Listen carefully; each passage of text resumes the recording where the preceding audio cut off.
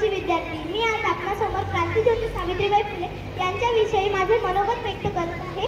किती भोगले किती सोचले तरीही तिने शिकवले, किती भोगले किती सोचले तरीही तिने शिकवले.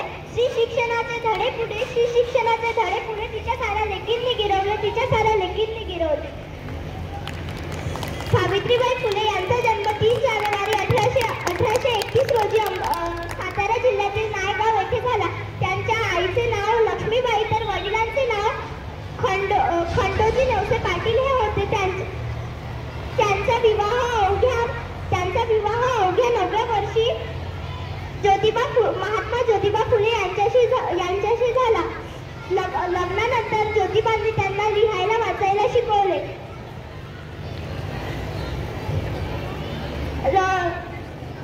इसवी सन 1848 मध्ये पुण्यात बुधवार पेठेत एवढे बोलून मी माझे 2 शब्द संपविते. जय हिंद, जय भारत.